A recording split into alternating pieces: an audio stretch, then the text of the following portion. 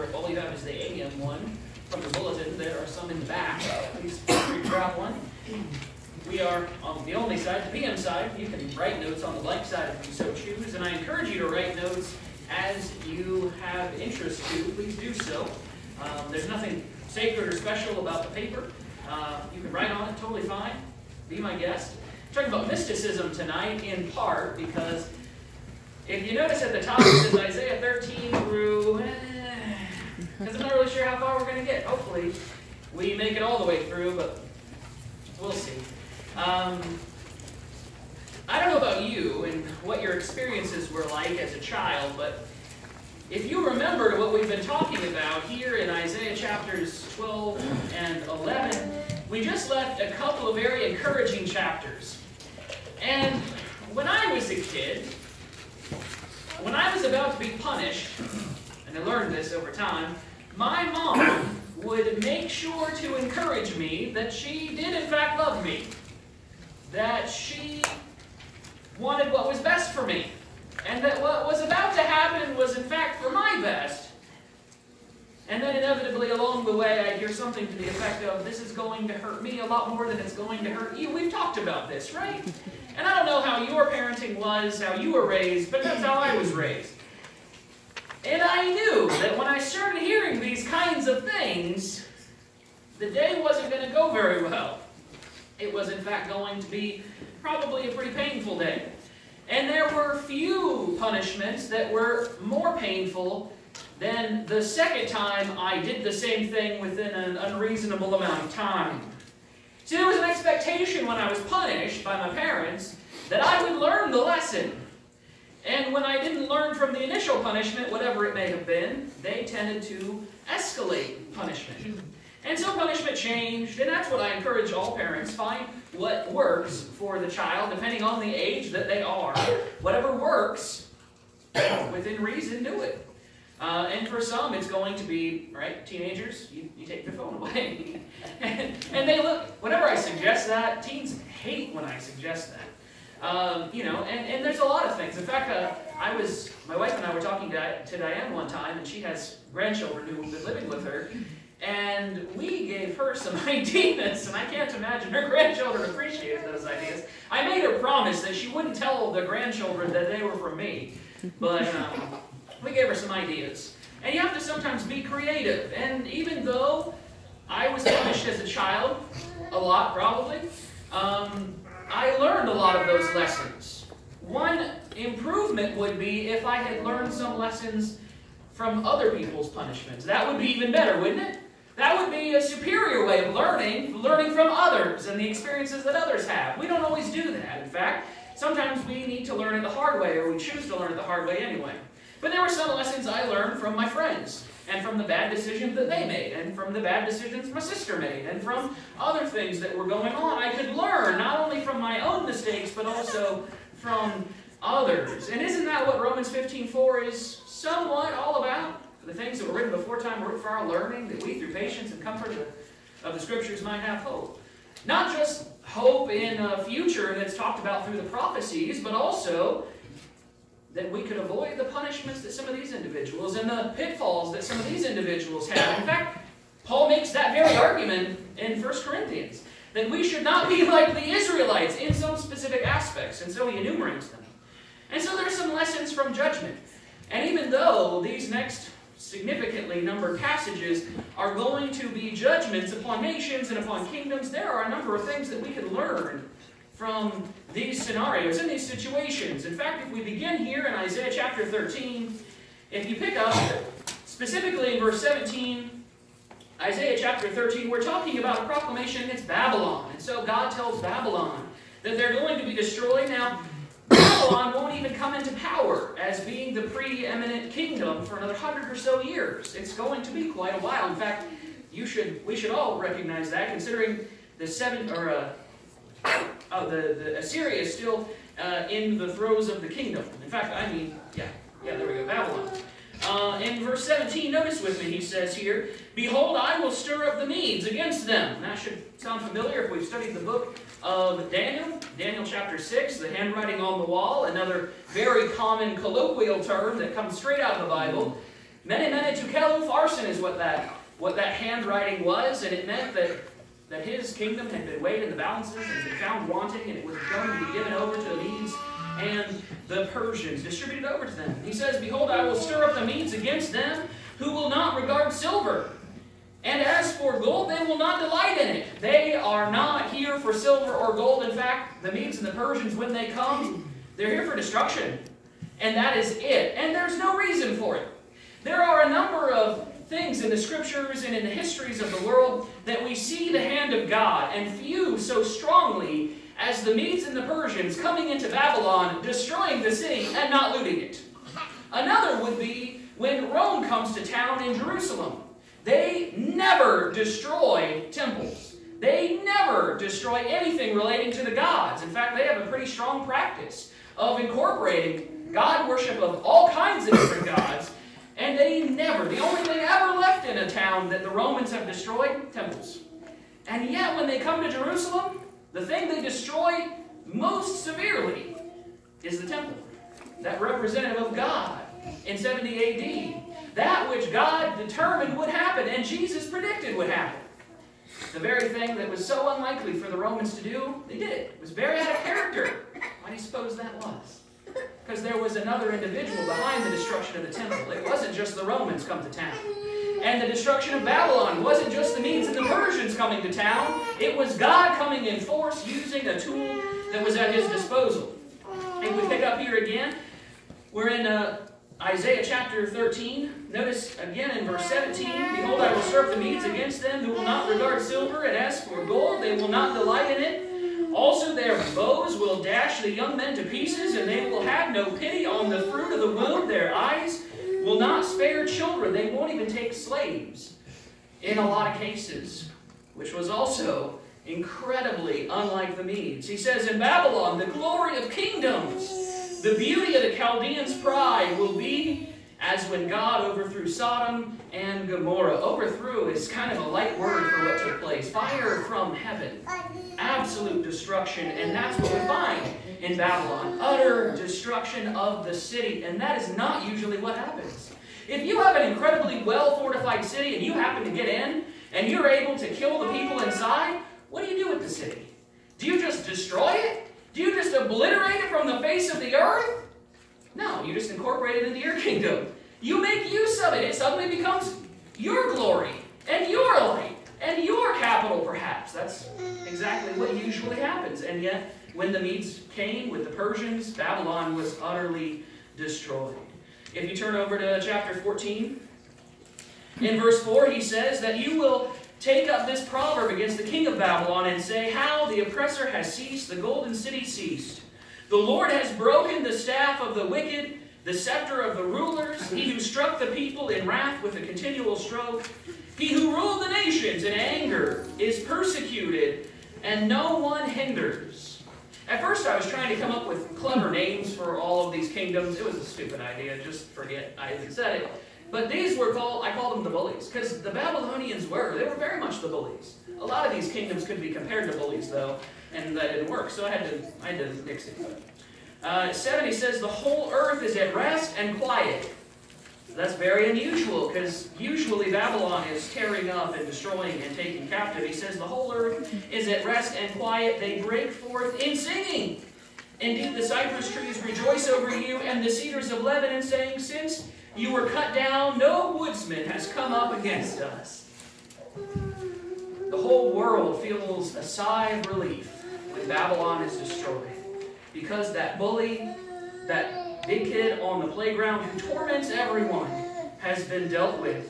And all of their victims are relieved.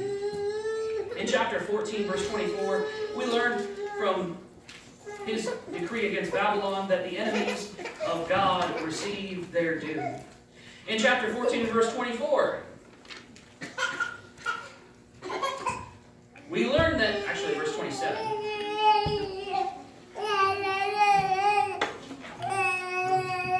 chapter 14 verse 27, concerning the people of Assyria, the kingdom of Assyria. And you can read the whole of the passage if you so choose. I encourage you to do so. Perhaps you're already on a path to read through the Bible in a year. That would be excellent, or however long it takes you.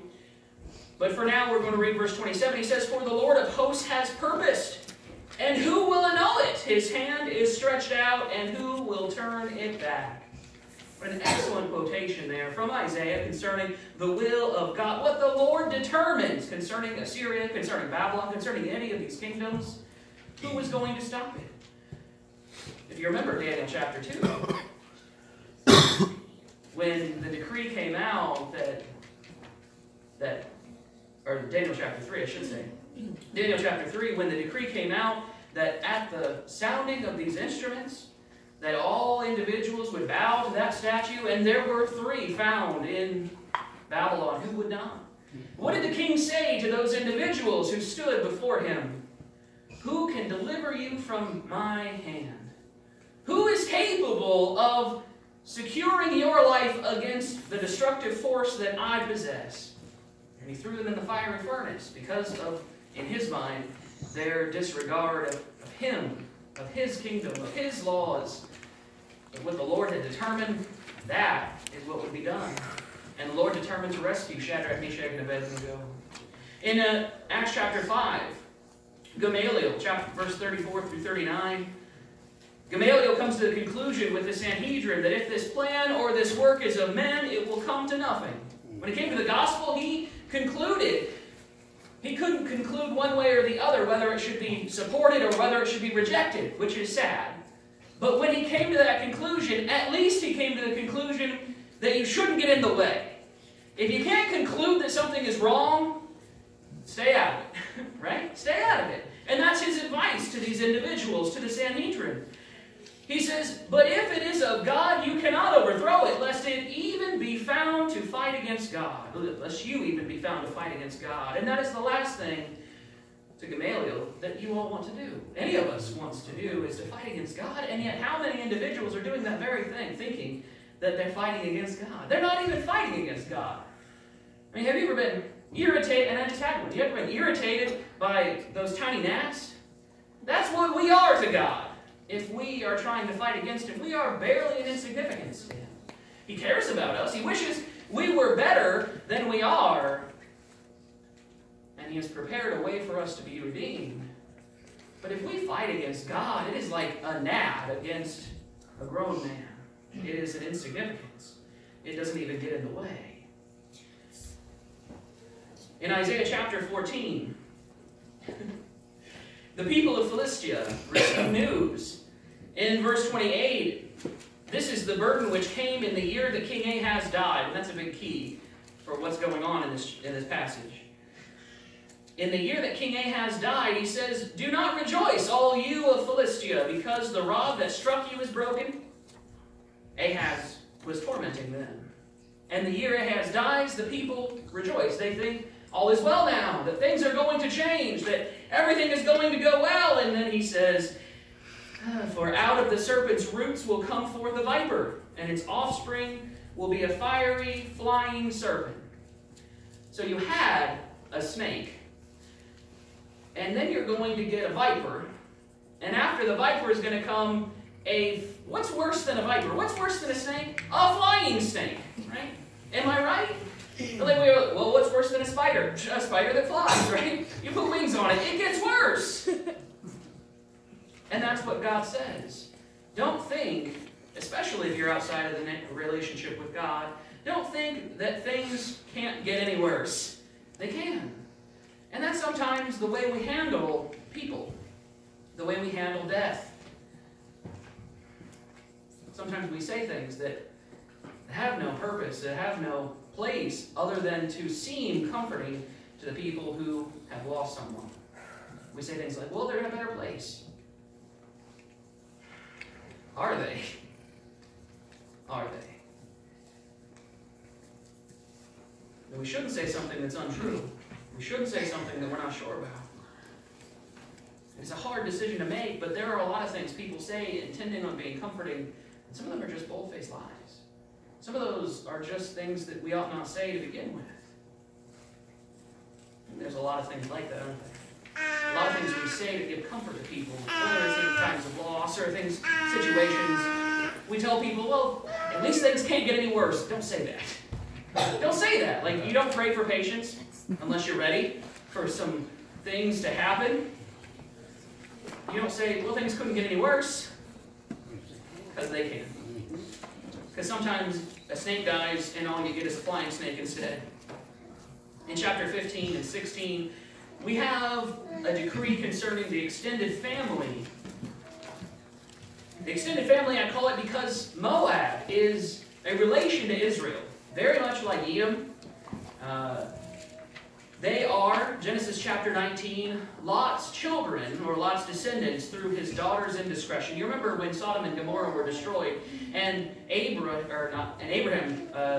argued for the safety of the individuals inside the righteous. But Lot gets away, as well as his daughters and his wife, most of the way. And then his wife, or his daughters, and he hide up in the mountains. And their indiscretion leads to a couple of children, and those children lead to, for one, the Moabites. And look at look at Isaiah chapter 15. Look at verse 5. He says, my heart will cry out for Moab. His fugitives shall flee to Zoar like a 3-year-old heifer for the ascent of Lith. They will go up with weeping, for in the way of Horonomai they will rise up a cry of destruction. Look, he says, my heart will cry out for Moab. In chapter 16 and verse 11, he says, therefore my heart shall resound like a harp for Moab, and my inner being for Kir Ares. He's talking about cities within Moab. He says, this is unique, in fact, in all of these chapters. If you read through the chapters, you know how much sympathy you have, how much sorrow you have? Not much. None, in fact. And yet Moab, he says, my heart will sing like a harp for them. That's not going to change the destruction that's coming and the judgment that's on the way. But that doesn't mean he likes that it's the case. That doesn't mean that he is happy that this is coming to pass. So even being tangentially familial with the people of God is not enough. And it's a sorrow, it's a sadness. In Deuteronomy chapter 2, the Moabites were given, as well as the Edomites, were given a special position among Israel, that they were not to fight against the Moabites. Because they're family, God says. They are somewhat relative to you. And so you shouldn't fight with them. That's something my parents tried to teach me. Don't fight with your cousins. And that's what God told the Israelites. And so he's sorrowful over this. God doesn't appreciate, God doesn't like destroying. He doesn't like having to mete out justice. But he is a righteous God. He is a just God. In chapter 17, we see Syria and Israel.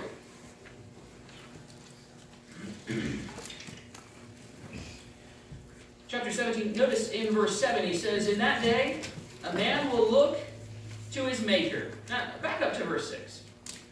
I'm going to end up cutting this in half, it seems, and that's okay. But chapter 17, a proclamation against Syria and Israel. If you back up to verse 6, he says, yet gleaming grapes will be left in it, like the shaking of an olive tree. 2 or 3 olives at the top of the uppermost bough, 4 or 5 in its most fruitful branches, says the Lord God of Israel. Now, I don't know, and I'm not someone who harvests olives, but that sounds like a very small amount. There's a couple at the top, and where you should get the most, that middle section where all the branches are and all the produce should come from, there's 4 or 5 maybe. That's the type of issues that these people are going to face, that he's bringing upon them. And notice verse 7 then. In that day a man will look to his Maker, and his eye will have respect for the Holy One of Israel. It might not be in the way that it should be, but he's going to start thinking. This was a lesson that the teachers at preaching school, quite a few of them, tried to instill in us when we were there. That it's hard to reach people when they're high on the hog, when things are going really well. I don't even understand what that phrase means, but you do. You know what I mean by it anyway. I want to know where it came from, sure, but it's hard to reach people when things are going really well. And we see that during the days of the Israelites, especially during the Judges. But when is it that the Israelites turn to God? But when he has given them over to persecution, through trials and tribulation, through people being awful to them. And then they turn their hearts to God, and then they cry out to the Lord, and then He hears them, and even then sometimes God doesn't want to listen. And they keep crying out, and then He can't help but listen because He cares about them. And then He gives them a deliverer, a judge, which is really, a better word would be champion, hero. Not like someone who stands in judgment, though a few of them do. And so what you have are a group of people, specifically Israel. Syria is just lumped in here because of their connection to Israel. But you have these people of Israel who came from a background of a relationship with God. And through a number of bad decisions and awful kings, have ended up in the position where they are at odds with Assyria, and the God of heaven and earth is not listening. Not listening to their behavior, not paying attention to their cries because they are not His, because they refuse to be His in all the ways that matter.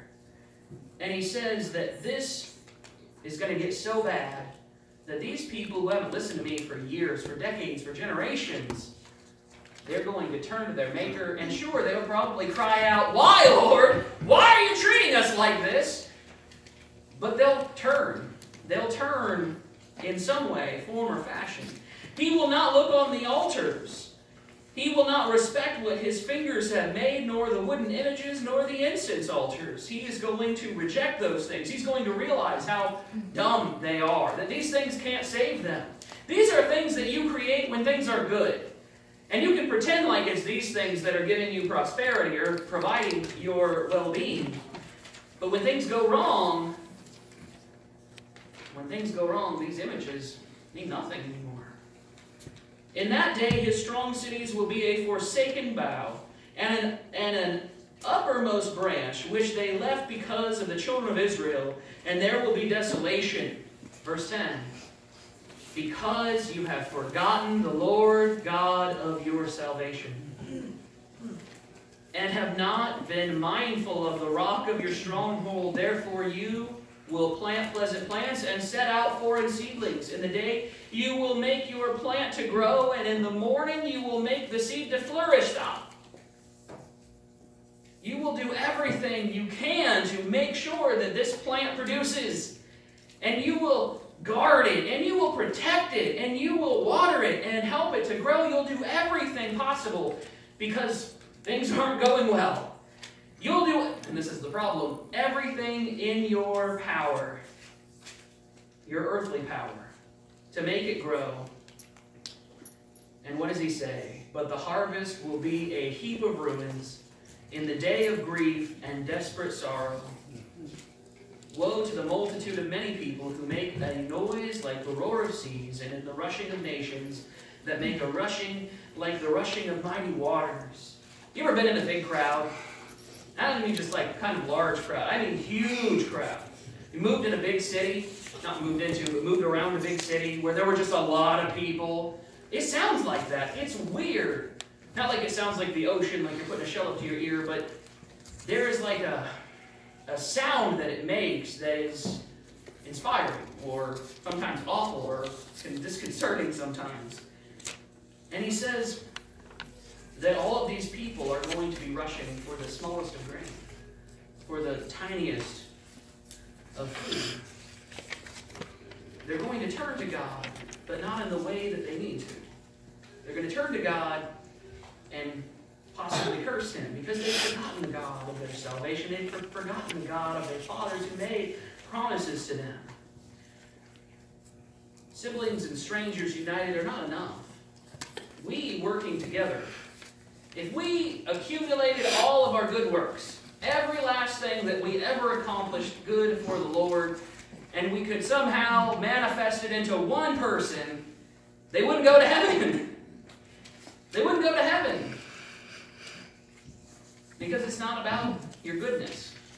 It's not about your perceived righteousness. It's not about how many good acts or profitable things you can do for the Lord. It's about whether or not you're written in the Lamb's Book of Life. It's about whether you are His. It's not about your earthly relationships. It's not about who you've made contacts with or networked with. And we see that because chapters 18, 19, 20, and 21, weirdly are about Ethiopia and Egypt. And I say weirdly because they haven't mattered for quite some time. And they get 4 chapters. That's odd to me. But I want you to notice something here, also odd, to me anyway. In chapter 19, notice in verse 19, he says, in that day, not today, and I don't mean like now, I mean the day that Isaiah wrote this. He's talking about the day that judgment comes down upon the Israelites, upon the Egyptians and the Ethiopians. When judgment comes down, he says, in that day there will be an altar to the Lord in the midst of the land of Egypt, and a pillar to the Lord at its border. That sounds very familiar, doesn't it? That's exactly what the Israelites did when they crossed over the Jordan. They built a pillar there. A pillar that was supposed to represent God because it was the stones that they pulled out of the bottom of the Jordan when they crossed on dry ground. And it was supposed to remind them because anytime their family member, their children walk by, their children are obviously going to wonder, what's that thing over there? Why is it there? And you are going to tell your children the story of what took place. And so it's going to continue. And the Egyptians and the Ethiopians, some of them, are going to make a similar statue or a similar pillar. And it will be for a sign and for a witness to the Lord of hosts in the land of Egypt. For they will cry to the Lord because of the oppressors. And he will send them a Savior and a mighty one, and he will deliver them. Now, we've moved from the beginning of the book of Joshua into the book of Judges. And though they have been persecuted and though they have been oppressed, they will cry out to the Lord. Why? Because they are challenged by the Lord. And because they have perhaps remembered what the God of heaven and earth had done to them in the past and had given them opportunity to learn. And because the Israelites, some of them have traveled and brought the word of God to various places. And for whatever reason, 5 cities, he says, 5 cities in Ethiopia and Egypt are going to turn to the Lord. And they're going to call out to God. And what does God do? He hears them. And he responds with a deliverer. In 21, then the Lord will be known to Egypt, and the Egyptians will know the Lord in that day, and will make sacrifice and offering. Yes, they will make a vow to the Lord and perform it. And the Lord will strike Egypt. He will strike and heal it. He will return to the Lord, and he will be entreated by them and heal them. 5 cities it starts. And then we're not talking about everyone in the city. We're talking about people within the city are going to be faithful to God. Now, they are not Jews, and so they build an altar. That's how the Gentiles worship God. Usually an altar on a high place. Usually a high place anyway, but it didn't necessarily have to be. Now, the Israelites were told not to do that, but the Gentiles were never told not to do that. In fact, that's how the Gentiles worship God. And so you have this situation very much like the woman at the well. When Jesus talks to her, what does he say? Neither on this mountain nor in Jerusalem will you worship the Father. That's coming.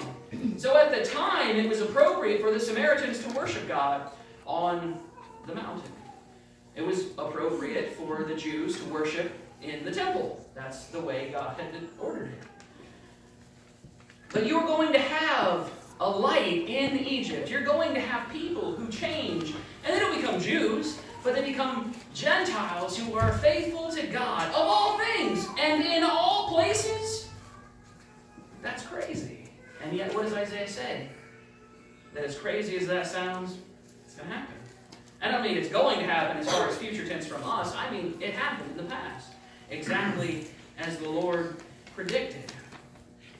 And the judgment goes on and on and on. Many, many more. Babylon again gets the spotlight, which isn't a good spotlight to have, right? When your parents are mad at your brother and then they're mad at you and you wish that they weren't mad at you, you got their attention, not in a good way. Edom, Arabia, Jerusalem, Shebna, and Tyre. All of them are going to receive the judgment of God. They're going to be condemned one way or another, to one degree or another. Some to utter destruction, and others to provocation Some of them will ultimately be redeemed. Some of them will find opportunity to change like Nineveh did and like the Israelites will as far as Jerusalem is concerned. But all of them are going to face the wrath of God. They are all going to face a day of judgment that they were probably not expecting, that they probably weren't listening to. And that day is going to come, and it's going to come in most cases as a thief in the night. And brethren, there is coming a day for each and every one of us. Each and every one of us will face a day, and it will come as a thief in the night. It's a day when we will pass from this life. Whether it is when the Lord returns and He takes up those who are His from the earth to meet Him and those who are already passed in the air, or it is when your life here on this earth ends, in whatever way it does. This life is unpredictable. It is, James describes, even as a vapor. You don't know when it will be gone, but you can be prepared. These individuals, because they've been warned by Isaiah, some of them would be prepared. And that's not to say just because God is giving a judgment on Babylon and Assyria and Philistia and Moab and Syria and Israel, Egypt and Ethiopia, and on, that they can't change. Obviously they can. The city of Nineveh decided to change. And they changed enough that God relented from the destruction that would come for about 100 years anyway, which is something. We have opportunity to change. As long as we draw breath, we can change. Our lives will continue into the next section, perhaps next week. But for now, I leave you with this point. What will the judgment bring to you? For some, it will be redemption. For some, it will be a transformation from this darkness in this world to a light in God's love. We will be changed. In the twinkling of an eye, Paul describes. We will be changed. And whatever form or fashion that will appear, I haven't the slightest idea. The closest Paul could say is that we'd be like he was. And whatever it's like, I don't care. Because it is not only spectacular and amazing, and the process, and I'm sure the ultimate result in heaven is going to be incredible, but we'll be with Him for eternity. We'll receive the reward for our labors, and we'll be His forevermore.